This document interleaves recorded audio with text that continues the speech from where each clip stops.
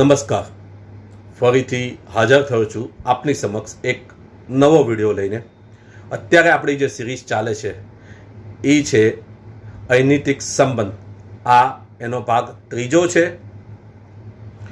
તો ચાલો શરૂઆત કરીએ। નિયમ નંબર 12, લગ્નમાં શનિ હોવું જાતક માટે કામવાસના વધારતું હોય છે। પંચમ ભાવમાં શનિ હોય તો જાતક પોતાનાથી મોટી ઉંમરની સ્ત્રીઓ જોડે આવા સંબંધ રાખતો હોય છે। ત્યાર પછીનો 13મો નિયમ છે કે શનિ સપ્તમ ભાવમાં ચંદ્રની સાથે હોય અને મંગળની દ્રષ્ટિ પડતી હોય તો જાતક વેશ્યાગામી હોય છે અને આ યોગમાં શુક્રની યુતિ અથવા તો દ્રષ્ટિ હોય તો આવા સંબંધોમાં એકદમ નિશ્ચિત એટલે કે નક્કી થતું હોય છે। ત્યાર પછીનો 14મો નિયમ છે કે મંગળ એ લોહીનો કારક છે।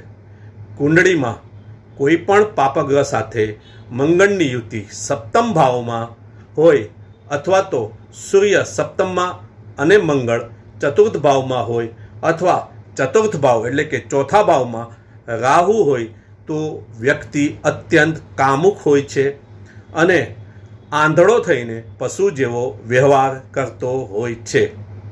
ત્યાર પછીનો 15મો નિયમ છે કે રાહુ અષ્ટમ ભાવમાં હોય તો જાતક આવા કાર્ય કરી શકતો હોય છે।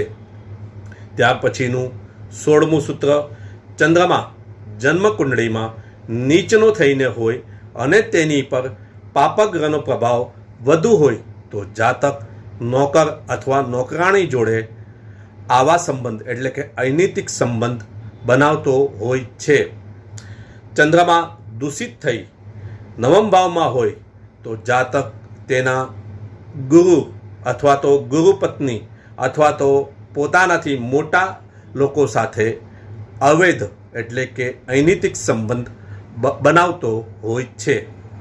ત્યાર પછીનું 17મું સૂત્ર, તુલા રાશિમાં 4 ગ્રહ એક સાથે હોય તો જાતકના ઘરમાં કલહ એટલે કે ઝઘડો ઉત્પન્ન થતો હોય છે। તેને કારણે જાતક બહાર આવા સંબંધો બનાવતો હોય છે।